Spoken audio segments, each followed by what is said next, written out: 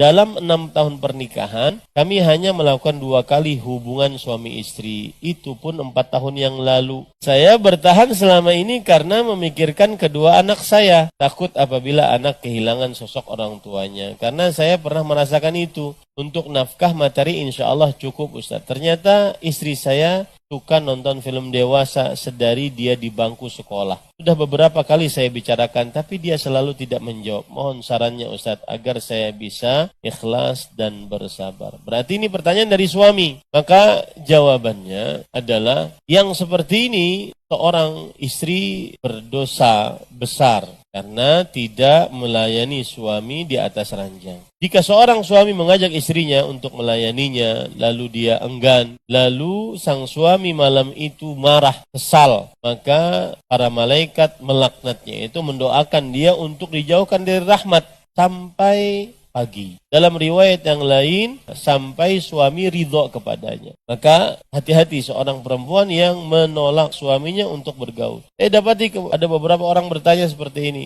Saya Ustaz punya suami yang mu'allaf. Alhamdulillah sekarang saya sudah mengenal dakwah sunnah. Saya ingin suami saya juga seperti para suami-suami yang sudah mengenal dakwah sunnah. Akhirnya karena suami saya ini mu'allaf, dia tidak berkembang dalam ilmu keislamannya, maka saya anggap dia masih kafir. Akhirnya 20 tahun sudah berlalu, saya tidak melayaninya. Dia sholat enggak Bu? Sholat Ustaz. Puasa enggak? Puasa Ustaz. Tapi bacaan Al-Fatihahnya seadanya. Seadanya tapi tetap dia sholat. Berarti dia muslim. Ya orang mu'allaf, mungkin dia harus belajar dulu dan seterusnya. Yang jadi pikiran saya pada waktu itu, alhamdulillah saya tidak bertanya, lalu gimana laki-laki itu 20 tahun untuk melampiaskan syahwatnya? Bagaimana bisa terjadi itu 20 tahun? Dan tidak dinafkahi batin selama 2 tahun. Saya tidak mau melayani. Kami serumah tapi tidak sekamar. Ini tidak diperbolehkan 20 tahun. Lalu ibu tetap ambil nafkah itu kepadanya. Zalim ibu. Sebagian istri seperti itu. Tidak mau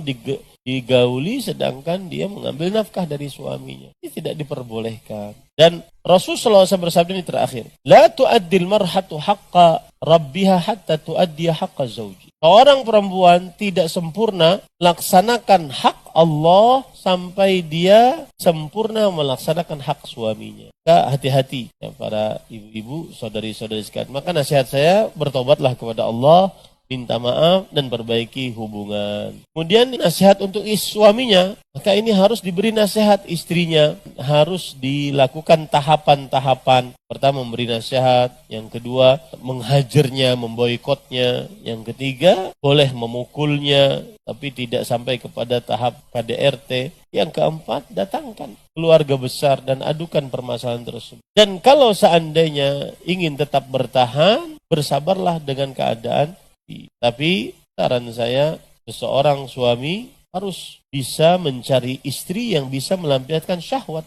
6 tahun. 6 tahun orang sudah sampai dunia mana? Ini tidak benar dan tidak boleh dilakukan seperti ini.